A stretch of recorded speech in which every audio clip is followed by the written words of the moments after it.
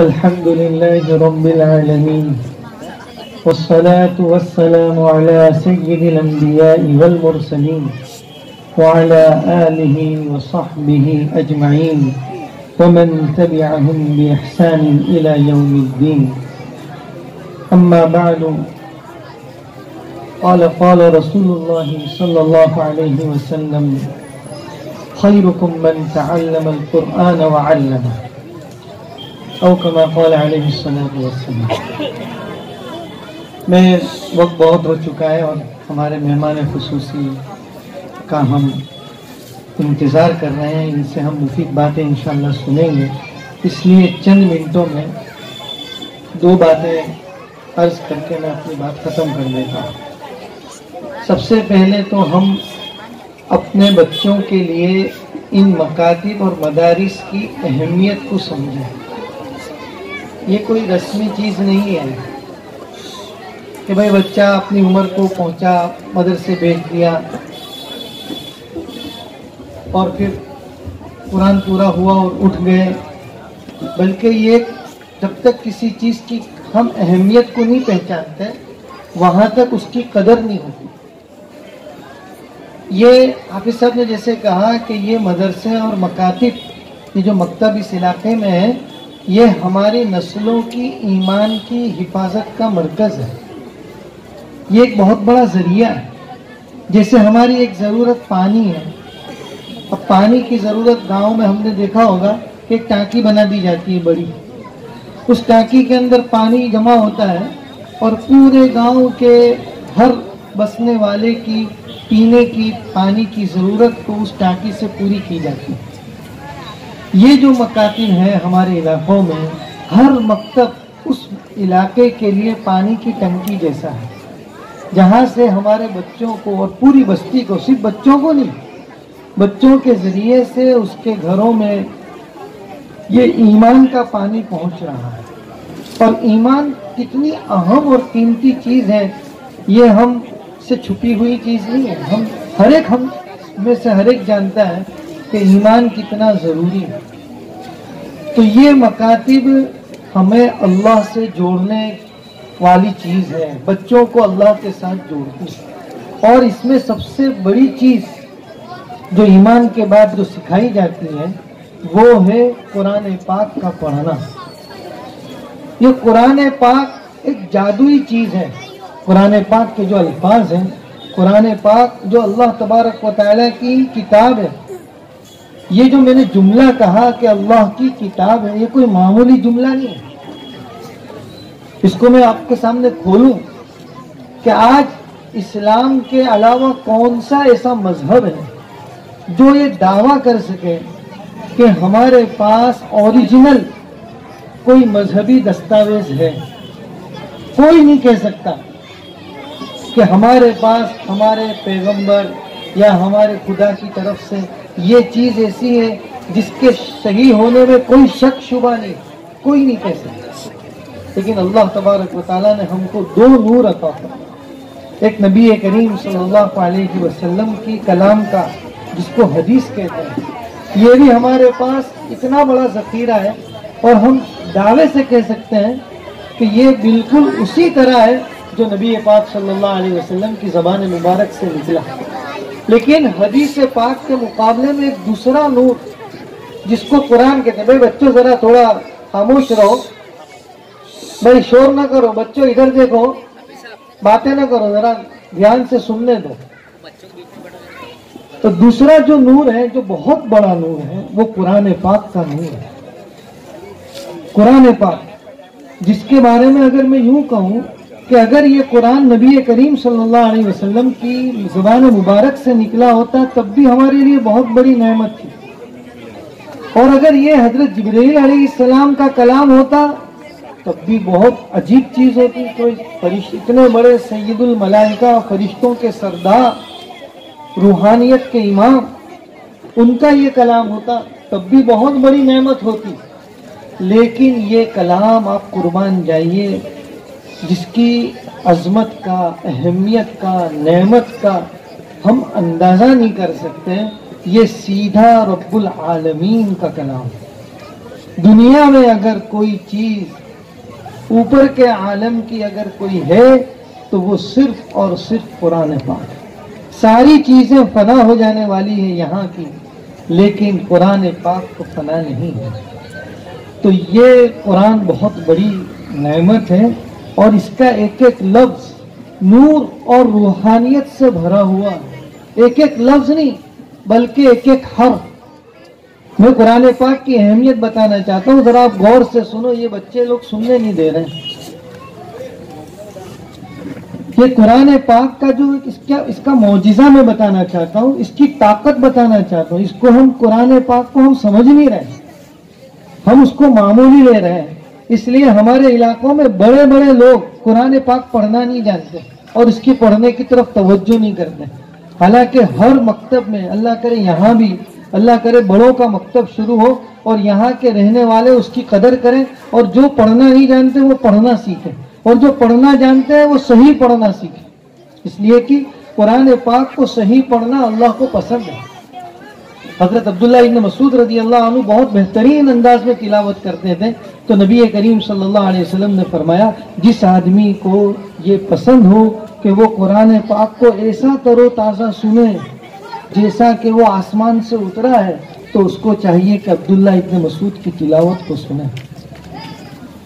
تو حضور پاک صلی اللہ علیہ وسلم یہ چاہتے تھے کہ قرآن پاک کو بہترین پڑھا جائے، اور اللہ تعالیٰ بھی یہ پسند کرتے ہیں کہ قرآن پاک کو عمدہ انداز میں پڑھایا جائے. حدیث پاک میں ہے، فضائل قرآن میں ہے، نبی کریم صلی اللہ علیہ وسلم نے ارشاد فرمایا کہ جب بندہ بہترین انداز میں قرآن پاک پڑھتا ہے تو اللہ تعالیٰ اس کی طرف ایسا کان لگا کے سنتے ہیں جیسا کہ تم گانے والی کی طرف کان لگا کے سنتے ہو. اور وہ گانے والا بھی مرد نہیں، عورت. اور عورت کی آواز کی طرف فطری طور پر کشش ہوتی ہے، اور وہ گانا گا رہی ہو تو پھر اس کے سننے کی طرف کتنی دل کی توجہ ہوتی ہے. نبی پاک صلی اللہ علیہ وسلم فرماتے ہیں اللہ تعالیٰ اپنی ذات کے ساتھ اس کے پڑھنے کو سنتے ہیں. تو بڑی فضیلت ہے. تو بہرحال یہ قرآن پاک کی میں اہمیت بتانا چاہتا ہوں. یہ اللہ کا کلام ہے قرآن پاک. اس کی طاقت کیا ہے میں آپ کو بتا رہا ہوں کہ قرآن پاک کو اللہ نے اپنے قرآن ہی میں دو لفظ سے یاد کیا. ایک تو لفظ ہے روح. اللہ قرآن میں فرماتے ہیں وَكَذَلِكَ أَوْحَيْنَا إِلَيْكَ رُوحًا مِّنْ أَمْرِنَا. ہم نے آپ کی طرف ہماری روح کی وحی کی ہے. روح قرآن پاک کو کیا کہا؟ جیسے روحانیت ہم جانتے ہیں، تو یہ روح سے بھرا ہوا ہے، روحانیت سے بھرا ہوا ہے. اس کے ایک ایک حرف میں، ایک ایک لفظ میں روحانیت بھری ہوئی ہے. اور دوسرا لفظ جو قرآن پاک کے لیے اللہ تعالیٰ نے استعمال فرمایا فَآمِنُوا بِاللَّهِ وَرَسُولِهِ وَالنُّورِ الَّذِي أَنزَلْنَا، کہ تم ایمان لاؤ اللہ پر، اس کے رسول پر، اور اس نور پر جو ہم نے اتارا ہے. تو بہرحال یہ قرآن پاک کو اللہ نے نور کہا. تو اس کا ایک ایک حرف، ایک ایک لفظ روحانیت اور نورانیت سے بھرا ہوا ہے. جب کوئی انسان قرآن پاک پڑھتا ہے تو یہ قرآن کی طاقت یہ ہے جو میں آپ کو خاص کہنا چاہتا ہوں کہ وہ اس کے دل کے اندر ایسا نور اور ایسی روحانیت بھرتا ہے جس کی بنا پر اس کا اللہ کے ساتھ تعلق مضبوط ہو جاتا ہے. علماء فرماتے ہیں سب سے بہترین ذکر، تمام ذکر میں سب سے افضل قرآن پاک کی تلاوت. اسی لیے جو بندہ قرآن پاک پڑھتا ہے، آپ یہ غور سے سنیں، جو بندہ قرآن پاک پڑھتا ہے وہ آپ کو دیکھیں گے نماز کا پابند نظر آئے گا. تو اسی قرآن کی برکت ہے. جو بھی آپ دیکھ لیں اس کو گناہوں سے بچنے میں اس کو طاقت ملتی ہے قرآن پاک کی تلاوت کی برکت سے. قرآن پاک کی تلاوت کی برکت سے اس کو اللہ کے ساتھ ایک تعلق قائم ہوتا ہے. اور جو آدمی قرآن نہیں پڑھتا، نبی پاک صلی اللہ علیہ وسلم فرماتے ہیں اس کا دل ویران گھر کی طرح ہے، ویران گھر کی طرح. بہرحال یہ میں دو باتیں مختصر کہہ کے اپنی بات ختم کرنا چاہتا ہوں، سب کو متوجہ کرنا چاہتا ہوں. یہ بہت بڑی نعمت ہے، جہاں بھی مکتب چل رہا ہے بہت بڑی نعمت ہے.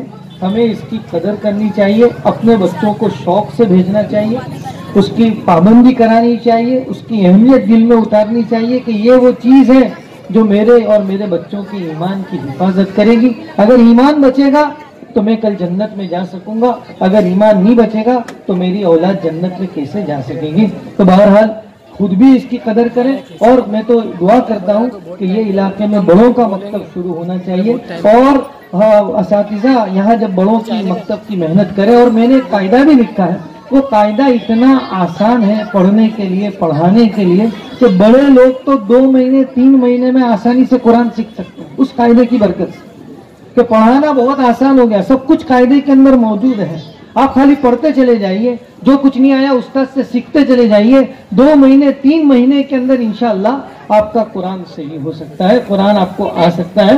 تو میں ذمہ داروں سے کہوں گا کہ بھائی یہ بڑوں کے مکتب کی بھی دعوت چلائیں، لوگوں کو متوجہ کریں، دعوت دیں، ان کی تشکیل کریں، ان کو لائیں اور قرآن پاک پڑھنا سکھائیں۔ اگر ہم قرآن پاک کی پابندی کریں گے پڑھنے کی، میں آپ کو چیلنج کرتا ہوں، میرا دعویٰ ہے کہ اگر قرآن پاک پڑھو گے تو انشاءاللہ اس بستی کے اندر دین بہت جلدی زندہ ہوگا، دین کی اعمال بہت جلدی، یہ قرآن پاک کا معجزہ ہے، قرآن پاک کی جادوئی طاقت ہے کہ جو بندہ قرآن پاک پڑھتا ہے گناہوں سے بچنا اس کا آسان ہو جاتا ہے، نمازوں کا پڑھنا اس کا آسان ہو جاتا ہے، اللہ کے ساتھ اس کا تعلق قائم ہو جاتا ہے۔ بہرحال وقت بہت زیادہ ہو گیا، ایک بزرگوں کا تذکرہ بھی برکت کا ذریعہ ہوتا ہے، حافظ صاحب نے پابندی کی طرف متوجہ کیا۔ میں اپنے حضرت مولانا مفتی احمد صاحب خانپوری دعوت برکاتہم کا پابندی کا واقعہ سنا کر اپنی بات ختم کر دیتا ہوں۔ حضرت اشرفیہ کے اندر پڑھتے تھے، یہ والی لوگ خاص سنیں، ان کو سنانا چاہتا ہوں، یہ لوگ تھوڑی تھوڑی بہانے سے بچے کو غیر حاضری کرا دیتے ہیں، تو یہ غیر حاضری ہی بچے کو آگے بڑھنے سے روک دیتی، جیسے حافظ صاحب نے کہا 40 دن کی نورانیت ختم ہو جاتی ہے، وجہ وہی ہے کہ غیر حاضری بلا وجہ، عذر ہو، کوئی مجبوری ہو، بات الگ ہے۔ حضرت یہاں پڑھتے تھے، گھر میں شادی کا موقع تھا تو مدرسے میں چھٹی لی، اور چھٹی لے کر کے وہ گھر پہنچے، اور گھر پہنچے، گھر ان کا خانپور میں، یہاں سے تقریباً 100 کلومیٹر دور، تو بس میں صبح بیٹھے ہوں گے، شام کو بیٹھے ہوں گے، رات کو دیر رات کو گھر پہنچے، گھر میں والد صاحب نے، ان کو پتہ نہیں کہ بیٹا آنے والا ہے، انہوں نے دیکھا تو کہا تم یہاں؟ تو کہا میں تو گھر میں شادی کا موقع ہے اس لیے چھٹی لے کر کے آیا ہوں، کل چلا جاؤں گا، ایک ہی دن کی چھٹی لی۔ تو حضرت کو ان کے والد صاحب، والد بھی والد تھے، حضرت کو انہوں نے کہا کہ ہم نے تجھے سورت پڑھنے کے لیے بھیجا ہے یا شادی میں آنے کے لیے بھیجا ہے؟ تو پڑھنے گیا تھا، شادی میں کیوں آیا؟